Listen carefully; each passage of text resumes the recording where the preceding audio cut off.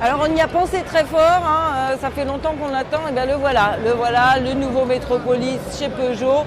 Et pour 2017, il ne se contente pas que d'adopter l'ABS, vous allez voir ça. En effet, avec le passage à Euro 4, il a vu ses jantes avant passer de 12 à 13 pouces comme son confrère italien. Alors, le freinage Nissin avec ABS Continental intègre des freins avant 230 mm au lieu des 200 précédemment. Un étrier arrière désormais double piston. Alors, tout cela conforte la puissance de freinage. Selon Peugeot, c'est 23% de distance gagnée à 50 km/h par rapport au freinage combiné SBC actuel. Le freinage intégral est uniquement conservé à la pédale. On note le renforcement du cadre sur l'avant, un nouveau setting d'amortisseur. Grande nouveauté, en plus de l'ABS, le Métropolis va désormais avoir un anti-patinage TCS. Cet anti-patinage sera déconnectable et réglable sur deux niveaux, urban ou sport.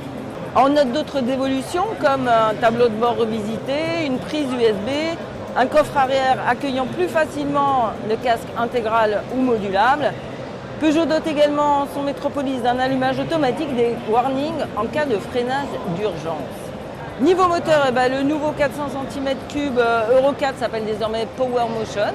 Peugeot annonce une consommation en baisse, 3,9 litres 100 km là où il consommait 4,2 litres. Mais côté puissance et couple, c'est pareil qu'avant. Il paraît qu'il y a un gain entre 2000 et 4500 tours, ça on le verra plutôt en dynamique. Ce Métropolis sera lancé dans une série spéciale RXR, noir mat avec des tours de rouge, pare-brise court, plancher alu. Les versions standard et RS arriveront plus tard. Et vous noterez que la version actuelle avec roue de 12 pouces et freinage SBC couplé est conservée. Nouveau Métropolis, donc dès janvier 2017, en cette version RXR noir mat. On n'a pas encore le tarif, mais toutes les infos plus détaillées sur motoservice.com et bien sûr le tarif dès qu'on l'a.